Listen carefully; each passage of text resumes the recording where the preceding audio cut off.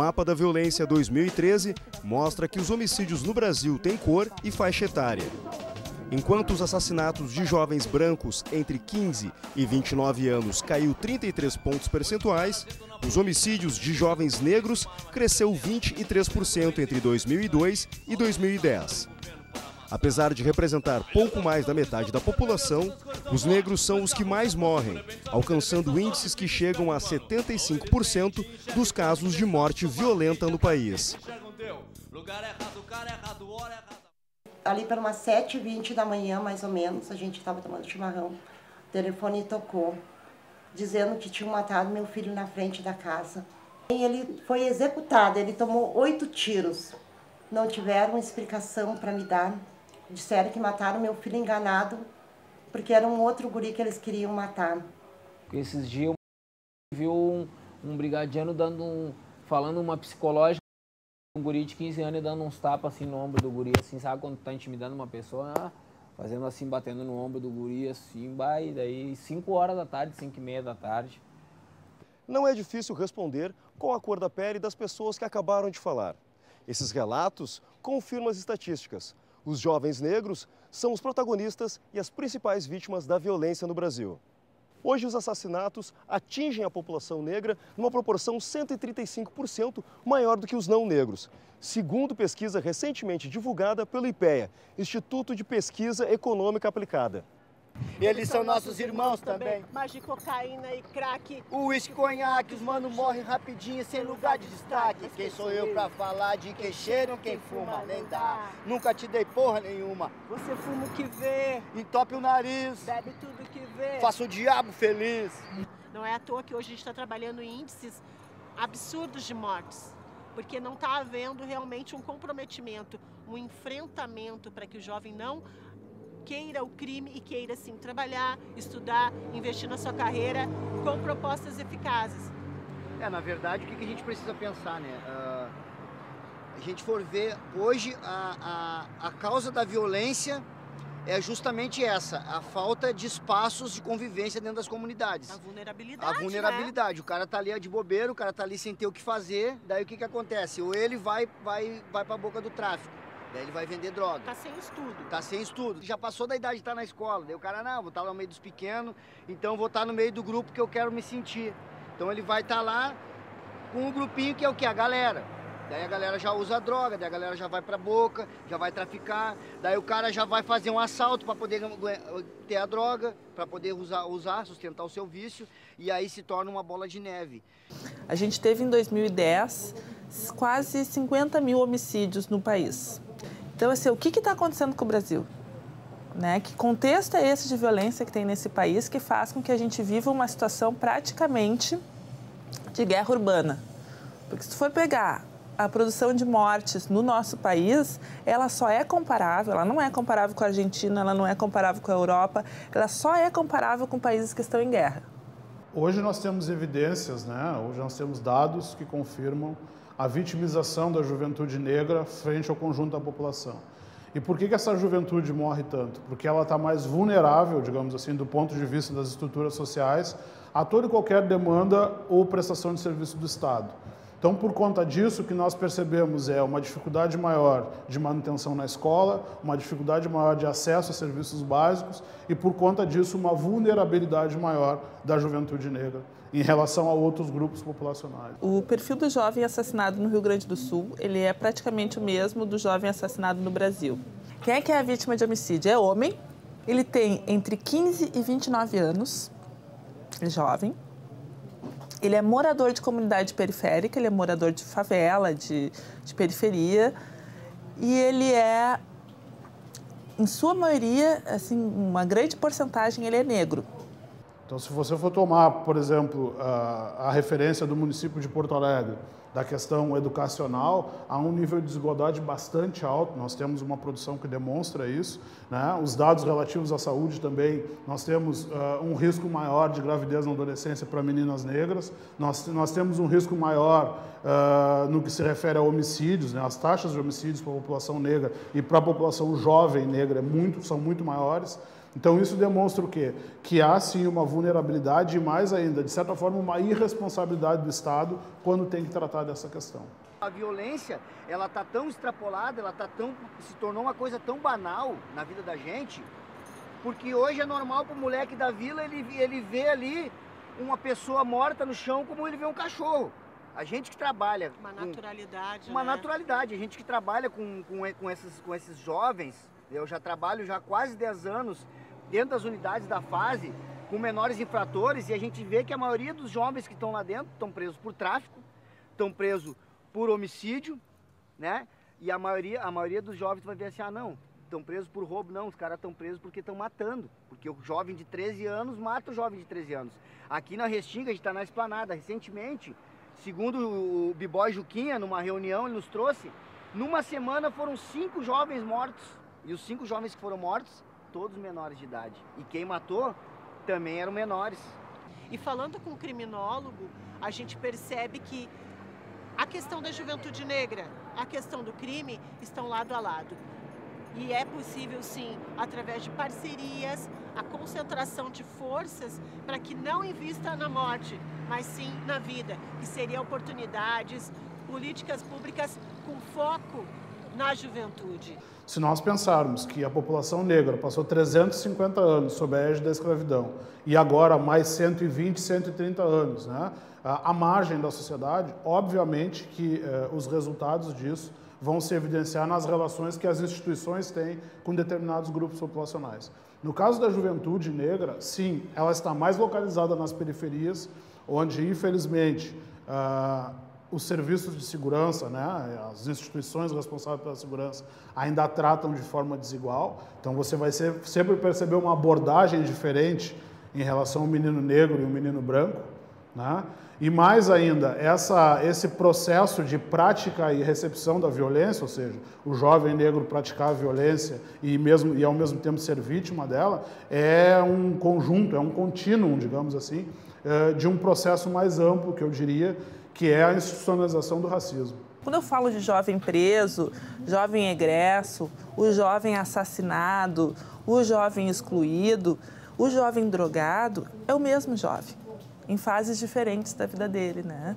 E é importante para quem está querendo debater esse assunto, para quem está querendo mudar essa realidade, para quem está querendo compreender essa realidade de homicídios e assassinatos, entender que esse percurso do jovem, ele inicia na família, ele passa pelas falhas da escola, passa pelas demandas do consumo, passa pelas demandas por droga, pelo envolvimento criminal, presídio, sai do presídio, os comprometimentos do presídio e termina no extermínio. Se nós analisarmos hoje, uma série de pesquisas no Rio Grande do Sul, principalmente, dão conta de que há uma diferença, inclusive, nas formas de julgar pelo nosso sistema judiciário os praticantes de crimes negros e brancos, e para a juventude negra, o fato de ser um jovem negro lhe possibilita um percentual, talvez 90% maior, de ser vítima de violência institucional. E quando eu digo violência institucional, principalmente violência das forças de segurança.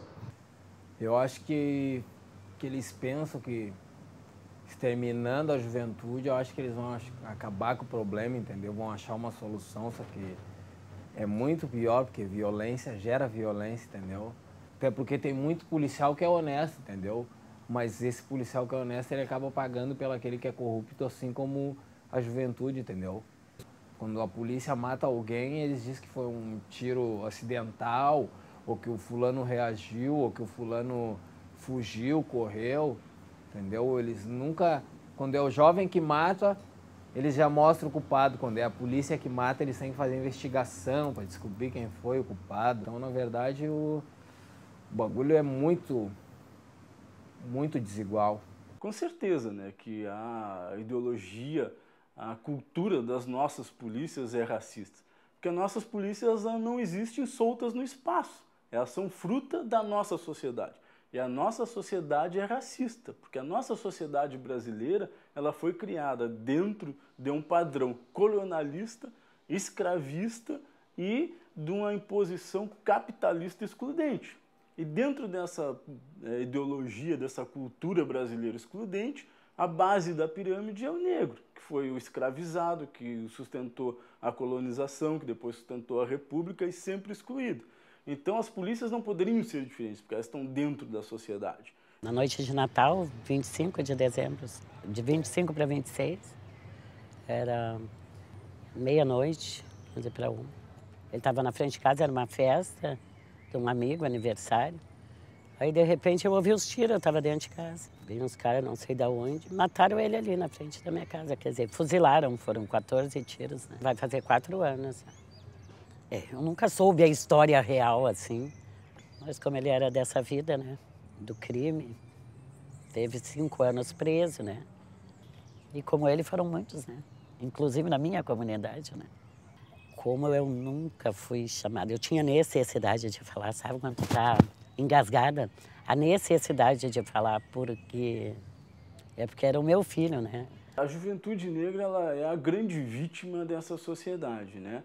Tanto na questão de serem as vítimas dos homicídios dolosos, como do outro lado também serem a maioria dos autores dos homicídios dolosos. E isso é fruto dessa exclusão, que torna a juventude negra em situação de alta vulnerabilidade social. Porque essa juventude que está lá na periferia, onde os serviços públicos não chegam ou chegam com dificuldade, desde a educação, desde a cultura, desde a fragilidade econômica, da falta de creche, de ter até uma roupa adequada para ir para a escola, de ter acesso ao emprego, isso torna ela numa situação de fragilidade, principalmente para ser cooptada pelo tráfico de drogas, que acaba colocando ela no meio de violência. Os meus alunos da fase, eles me criticam muito nisso, eles me questionam, White, tá, aqui nós temos curso, aqui nós temos a oficina de hip hop, aqui nós temos informática, aqui nós estudamos, mas e lá na comunidade? Aí o que a gente vê?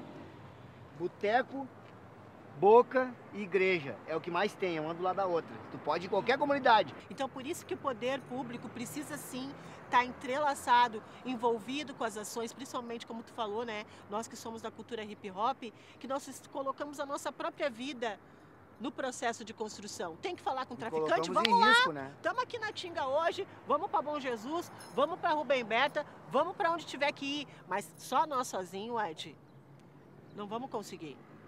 Essa é a realidade, precisa sim todo esse arsenal de construção para que a gente, olha, a senhora me ligou, eu vou lhe passar o telefone do órgão que realmente o seu filho vai poder ser encaminhado. O traficante está aqui atrás dele, ele quer matar, o que eu faço? É aí que começa a nossa história. A gente fica assim, porque a gente sabe, eu vou até aqui com a senhora daqui para cá, eu tenho que dar uma continuidade. Quem é que daria essa continuidade? É um ponto de interrogação. O jovem não vai no centro comunitário. O jovem não vai no posto de saúde. Quem faz isso é a mãe, é a mulher. Né? Então, se tu vai montar políticas públicas para jovens, tu tem que sempre trabalhar em parceria com aquelas lideranças comunitárias, com aqueles jovens de comunidade, com as ONGs que trabalham com jovens, para que essas ONGs, para que esses líderes possam fazer a mobilização desse jovem, buscar esse jovem, convencer esse jovem e acompanhar ele até a política pública. Precisa sim de bastante pessoas engajadas, envolvidas e que queiram transformar essa sociedade, que a gente não precisa investir R$1 milhão em morte, em extermínio. Essa que é o que não quer calar. Os bens dos traficantes que são recolhidos, né? Vai tudo para comprar equipamento para a polícia, colete à prova de bala, camburão, armamentos. Pulseira. E o dinheiro por que esse dinheiro não vai direcionado a projetos de redes sociais, ações sociais? Que possa investir, gerar trabalho e renda, porque se tem um projeto lá, vai ter um educador, vai ter pessoas que vão trabalhar nesse projeto. Isso precisa ser revisto.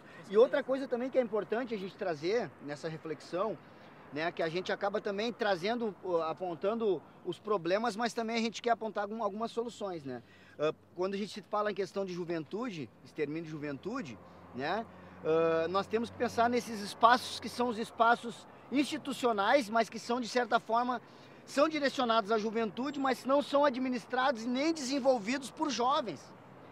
E muitas vezes as pessoas que estão nesses espaços não têm o conteúdo, não têm o acúmulo para poder ocupar esses espaços. Por isso que acontecem as falhas no sistema, que muitas vezes não chega até onde tem que chegar a política pública. O jovem branco chega mais fácil na política pública. O jovem negro não consegue chegar na política pública porque tem um atraso educacional, que agora a gente está conseguindo recuperar, e também porque até ele chegar na política pública ele já foi para o paredão. Ele não consegue nem chegar na política pública, porque a polícia pega ele antes, muitas vezes. Então, é uma série de fatores que fazem com que o jogo da vida para o jovem negro de periferia seja muito mais complicado, muito mais difícil. Então nós precisamos também pensar nesse ponto, né? Como que a gente pode trabalhar hoje junto com a polícia militar, a brigada militar, a questão da abordagem na comunidade, né? Hoje a gente chega na comunidade, às vezes o moleque não quer balar a polícia. O cara se identifica mais com o traficante do que com a polícia. A polícia está chegando, o cara está se escondendo, a criança está se escondendo por isso.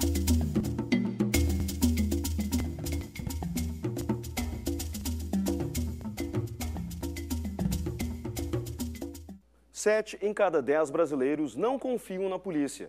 É o que mostra a pesquisa publicada pelo Anuário Brasileiro de Segurança Pública do Ministério da Justiça.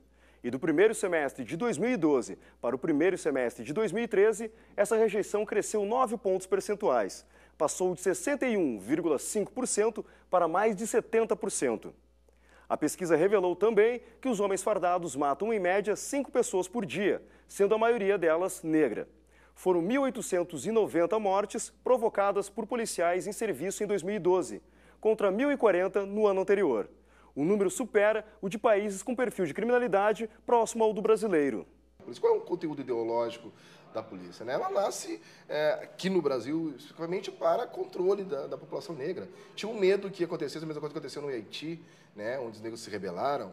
Então, dão um aparato todo policial para controlar os negros, né? E aí começam os crimes, começa a maximização do direito penal, né? Vadiagem é crime, ou seja, o Brasil não deixa ele estudar, mas aí se a aglomeração ali é crime, capoeira vira crime, mendicância vira crime, tudo que tem relação com a questão social, né, que é a negação do Brasil de ter dado todos esses subsídios, vai se criminalizando essa questão social. O que tem se verificado, e as pesquisas têm mostrado, que uma das características que fazem com que o policial escolha uma pessoa para fazer uma abordagem mais rígida, ou para fazer uma perseguição policial, ou para fazer uma investigação, ou para fazer até uma própria violência policial, com uma forma de dar um retorno de alguma situação, de algum conflito na comunidade, é a cor de pele. Né? A cor da pele, ela contribui para fazer com que o indivíduo seja considerado suspeito.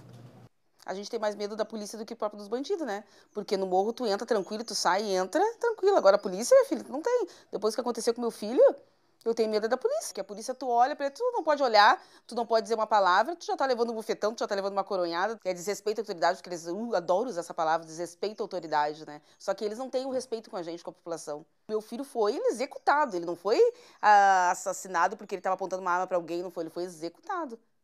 O racismo é, inquestionavelmente, um cancro problemático dentro da história do nosso país e das práticas do cotidiano. Existe, sim, a ideia de que determinadas pessoas com uma cor, com uma raça, com uma característica física, elas são pré-definidas para fazer algumas coisas. Olha, no final do século XIX, o Nina Rodrigues dizia que os negros, por uma questão de medição física, de antropometria, tamanho de cabeça, tamanho de perna, braço, que os negros tinham uma propensão à criminalidade. E escreveu um livro sobre isso, Somos Africanos no Brasil. Né? E escreve sobre isso dizendo, olha, vai nos presídios, tu vai encontrar lá negros presos e homicidas, porque os negros são propensos a isso. Isso no século XIX. Nós estamos iniciando a primeira década do século XX, do século XXI, e esse pensamento não mudou muito, não. As polícias, nós devemos, a sociedade brasileira deve uma reforma policial. Isso é uma outra coisa muito importante falar. Né? Antes da Constituição de 88, o Ministério Público tinha um papel muito reduzido na sociedade. Né? Foi reformulado e hoje é esse poder tão importante que nós precisamos para a promoção da justiça. Né? Faltou isso nas polícias militares. As polícias militares estão pensando, operacionalizando, atuando da mesma forma que faziam há 200, 300 anos. Sem dúvida alguma, o fato de uma batida policial, nós temos como saldo um conjunto de agressividade ou de mortandade negra, está vinculado, sim, ao racismo. E nós não podemos ser ingênuos e imaginar que porque o policial é negro, ele não vai exercitar também isso. Porque ele é tão humano quanto os outros. Ele vai produzir as mesmas coisas que os outros. Quer dizer, então, não é encher as instituições de negros, necessariamente, que tu vai resolver o problema da violência sobre os negros. Se tu não tiver o que é fundamental, o que é a educação. Segundo o IBGE, nós temos aqui no Rio Grande do Sul 16% de negros, tá?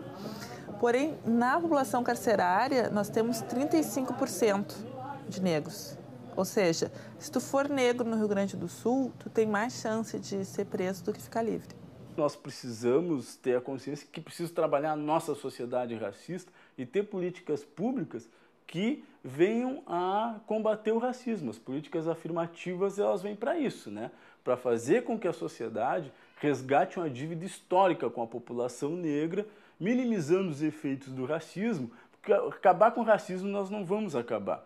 Mas nós temos que ter uma estrutura de leis e de cultura que minimize os efeitos do racismo. Nós temos que avançar muito e um desses avanços é assumir para si, né, o nosso papel racista, cada um de nós, cada uma de nós, né, o papel racista do Estado brasileiro e para romper com isso, né, só deixa de ser alcoólatra, né, quem se identifica como alcoólatra, né, porque senão você vai ficar bebendo uma caixa de cachaça por dia e pensando que está bebendo socialmente, né. Então, o primeiro passo você tem que dizer, olha, eu sou alcoólatra, eu preciso de ajuda, né.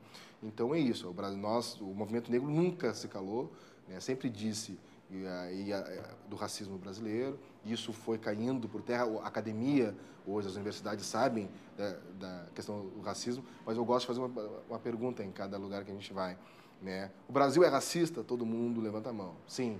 Quem é racista? Ninguém levanta a mão, né? Então o Brasil é um país que sem racista, sem homofóbicos, sem machistas, né? Mas todo dia um negro sofre racismo, todo dia um público LGBT assassinado e todo dia uma mulher espancada sem ter machista, sem ter racista, sem ter homofóbico, né? É uma coisa muito interessante. Na semana que vem, o Nação vai lembrar alguns casos emblemáticos de violência contra a juventude negra praticados aqui no Rio Grande do Sul. Até lá!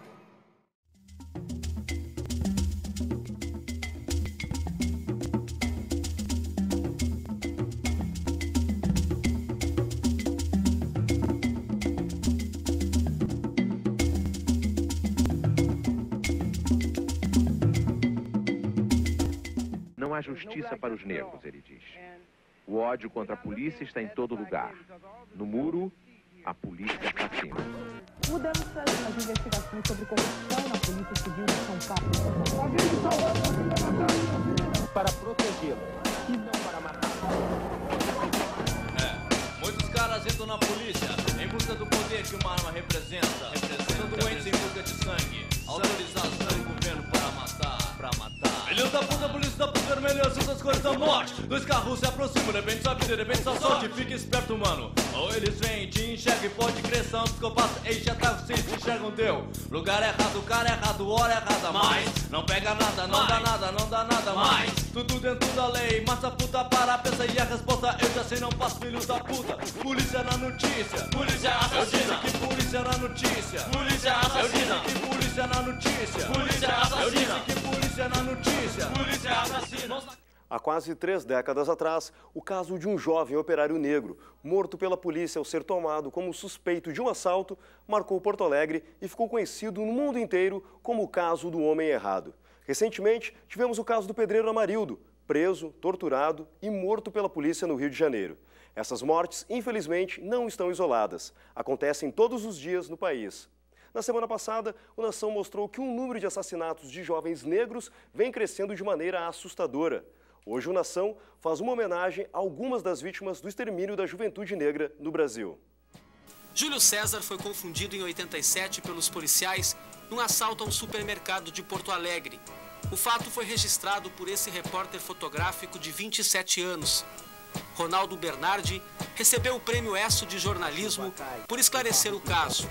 As fotos foram provas concretas na morte do operário de 30 anos, que por ser negro, teve a infelicidade de não ser tratado como ser humano. O que me chamou muita atenção em fazer essas fotos era que era um marginal imobilizado, estava algemado. E por que caiu um monte de brigadianos a pau do marginal imobilizado? Fazendo um trajeto também até que indevido. Sim, e seguiram a Bento Gonçalves, pegaram a Salvador, França, e no entanto eu peguei minha equipe e fomos pela Bento Gonçalves. E da Bento Gonçalves ao HPS eu levei 8 minutos. Eles levaram 37 minutos, eu aguardei eles por 37 minutos no HPS. Foi que eu fiz a foto final aqui, com o Júlio César sendo morto da sala de cirurgia. Como disse o promotor que cuidou do caso, essas fotos valem mais do que 1000 palavras.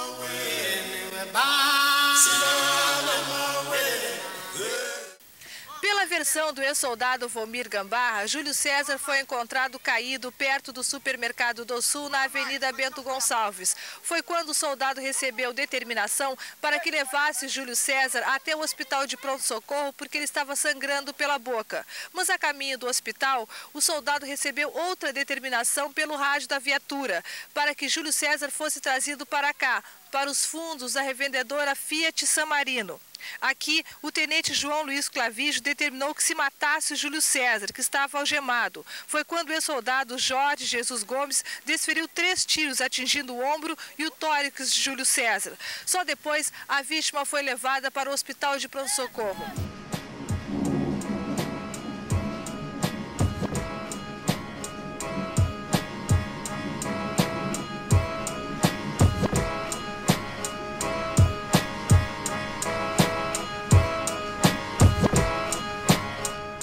Por que o homem errado? Haveria um homem certo? Não. Ninguém está autorizado a tirar a vida de ninguém. Então, veja, a manchete é... E o caso ficou conhecido e consagrou-se como o caso do homem errado. Júlio César, um belo menino que trabalhava todos os dias. E nesse dia fatídico, ele saiu do emprego, foi para casa, tomou um banho, quase ao fim da tarde, e saiu para comprar pão. Quando viu lá no supermercado uma grande movimentação, polícia, carros policiais, e ele foi ver o que estava acontecendo. E o mais difícil para nós foi que depois que aconteceu todo o caso, foi eles, do crime no caso, né? Foi eles tentar ocultar, né? Da família o que tinha acontecido, depois que eles viram o erro, né, que fizeram. Isso aí continua. Hoje em dia tem quantos aí que morrem que às vezes as famílias nem sabem. Foi designado para presidir o inquérito policial militar um capitão negro. Então tomaram este negro para servir a demonstrar que haveria isenção. Não. Júlio César morreu porque era negro.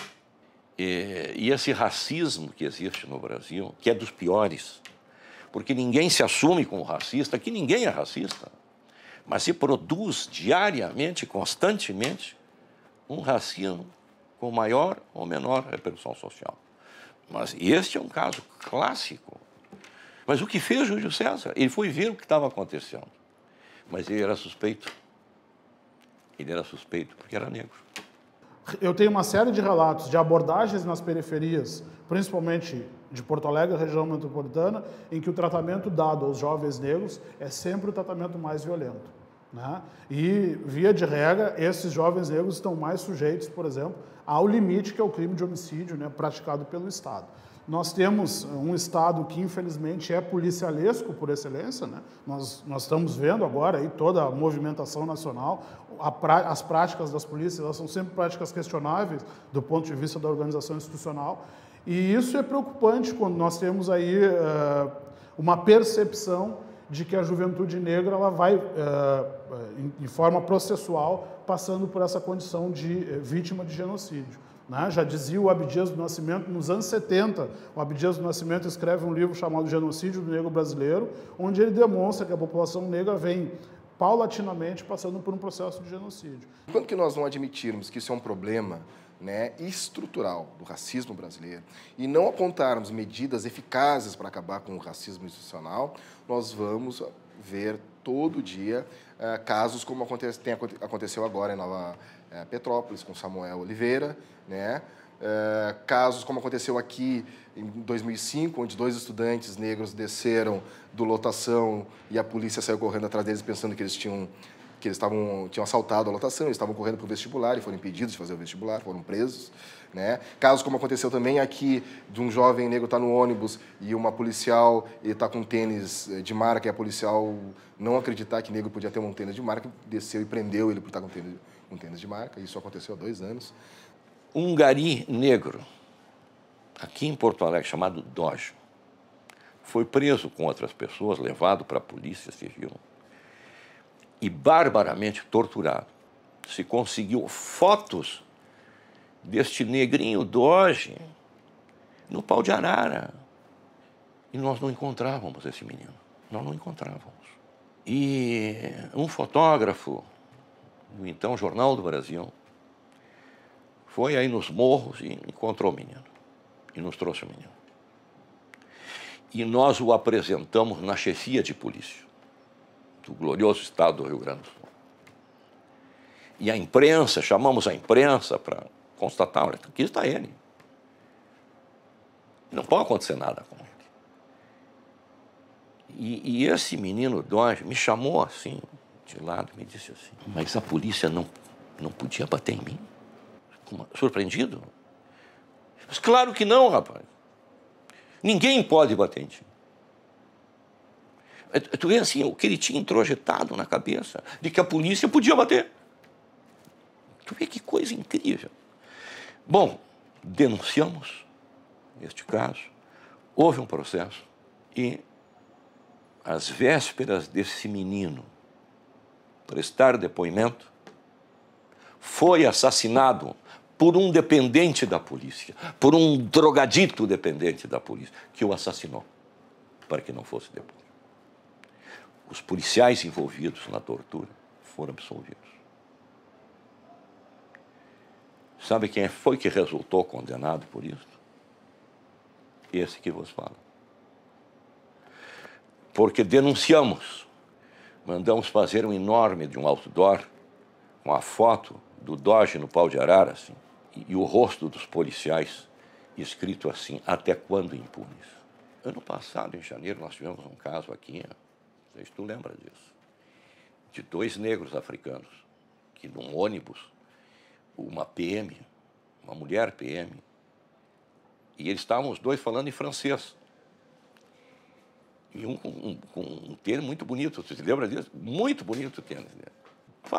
Chamou a brigada, pararam o ônibus, várias viaturas, já tiraram os 2 embaixo do mau tempo, levaram para aquele postinho da Redenção, eles se identificaram. Então, alunos bolsistas estavam na URGS. Então, o que aconteceu? Aí o sargento lá diz assim,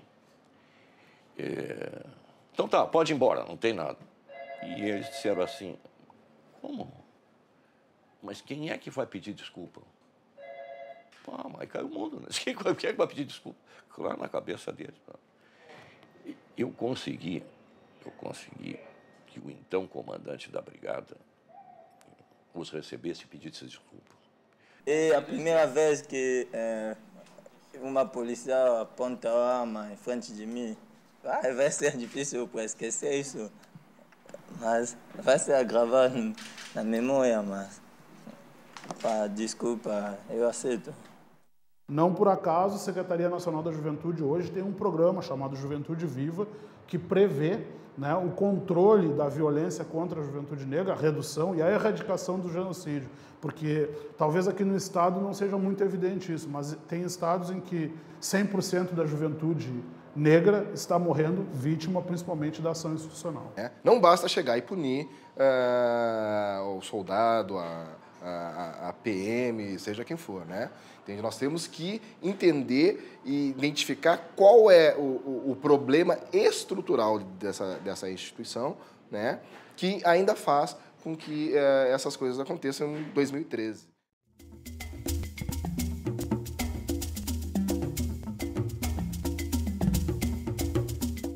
A 7ª Marcha Estadual Zumbi dos Palmares, realizada em Porto Alegre neste 20 de novembro, Dia Nacional da Consciência Negra, também pediu o fim do extermínio da juventude negra no Brasil.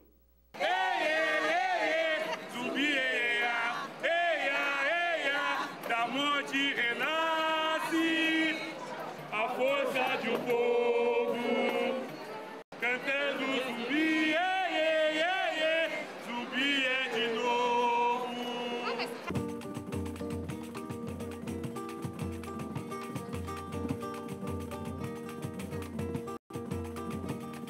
Valeu, zumbi, o grito forte dos Palmares recorreu terra, céus e mares, influenciando a abolição. Zumbi. Nós temos aqui representantes de movimentos sociais, nós temos aqui representantes de sindicatos, nós temos representantes de municípios da região metropolitana e do interior. O povo de Porto Alegre e desse estado está saindo às ruas para denunciar a falta de políticas públicas e o falta de respeito à população negra nesse estado e nesse país. A não titulação das terras quilombolas, a não implementação da Lei 10.639, a falta de recursos para a implementação na saúde e o pior ainda dos dados, Porto Alegre é a 6ª capital na questão da exterminação da juventude negra nesse país. Por isso que é importante estarmos aqui hoje, né? Nessa união, nessa articulação de pessoas, de entidades, de representantes de todas as esferas públicas, né? Prefeitura, Estado, movimentos sociais, porque esse diálogo precisa acontecer. Além de sermos a ponta da pirâmide, a que mais sofre com os piores salários, chefiando as famílias com piores condições de trabalho, ainda sofremos com a violência, seja ela física, psicológica ou institucional.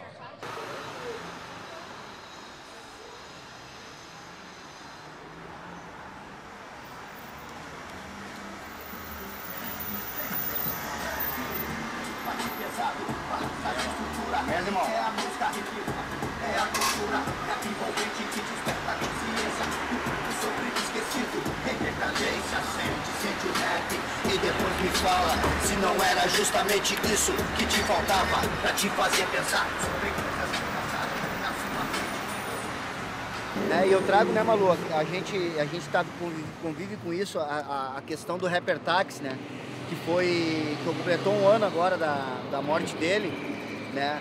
E foi um jovem violentamente assassinado, foi um jovem que a gente conseguiu resgatar executado com 21 tiros, a gente conseguiu resgatar esse jovem dentro do sistema prisional através de um projeto que a gente participava dentro da cadeia, levando a cultura hip hop a esses jovens. Um cara que botou fé no hip hop, largou toda a questão do crime, estava trabalhando, né? E infelizmente foi mais um jovem que se tornou estatística. E o que mais entristece a gente, Malu, é que não há investigação, as investigações não se concluem, a gente não consegue encontrar os culpados da morte desses jovens, a gente fica assim, perdido, entendeu? São coisas que nos deixam, sabe, eu convivi com o Táxi depois que ele saiu da cadeia, quase 2 anos de convivência, ele comigo, acompanhando os trabalhos da Nação Hip Hop. Totalmente engajado, foi para São Paulo com a gente no encontro da Nação Hip Hop Brasil, uma semana depois que ele veio desse encontro, o cara foi morto, foi executado, entende? Então são coisas que a gente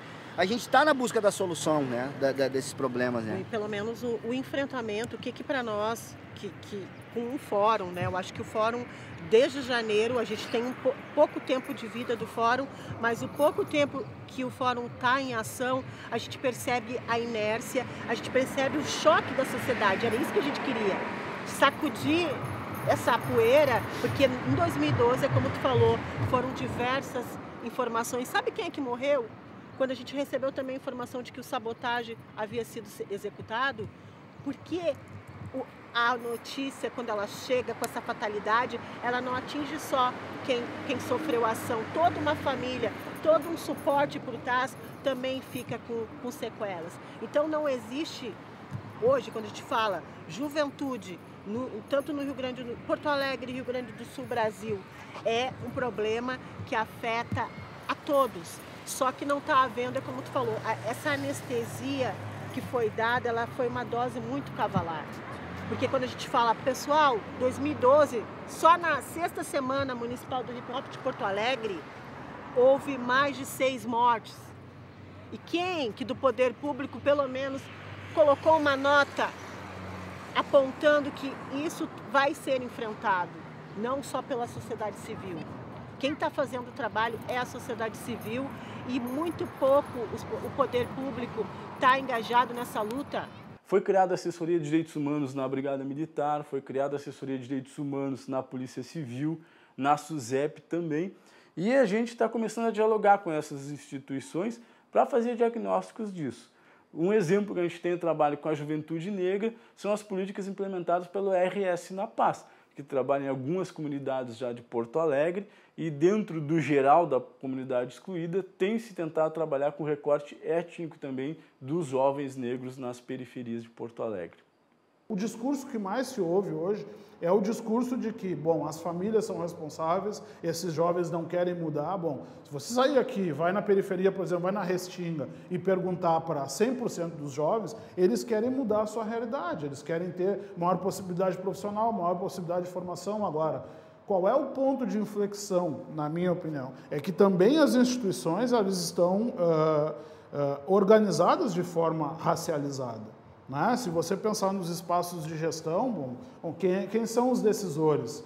Qual é a origem desses decisores? Então, nós temos um sistema político que não está pensado a partir da questão racial, e isso é um problema para a nossa sociedade. Somos 51% da população e ainda contamos nos dedos o número de professores negros que nós temos, o número de médicos negros, o número de juízes negros que nós conhecemos. Ainda contamos nos dedos, apesar de sermos 51% da população.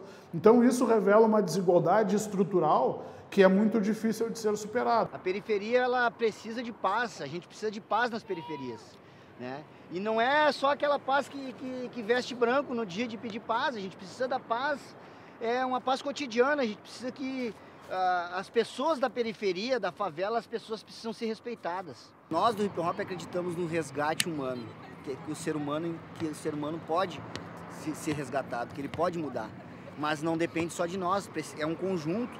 Então a gente pede para os nossos governantes, para as pessoas que administram esse país, que olhem com um olho mais sensibilidade para essa juventude, que os investimentos sejam direcionados para os jovens. Aqui atrás das nossas costas tem muita gente, White.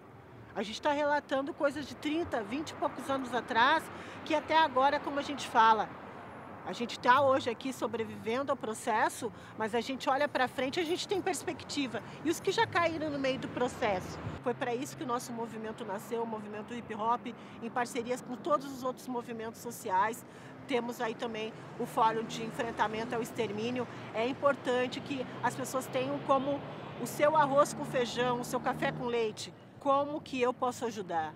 Quando a gente aqui está falando, né, de pessoas que se foram, pessoas queridas, pessoas guerreiras, que acreditaram numa proposta de ressocialização, de transformação social e de inclusão, isso é apontado também para os nossos governantes. É dessa forma que eu entendo. A gente chegou até aqui, a gente está cumprindo com a nossa função, mas é importante que a sociedade também venha junto e comemore com nós essa transformação que vai ser de todos nós.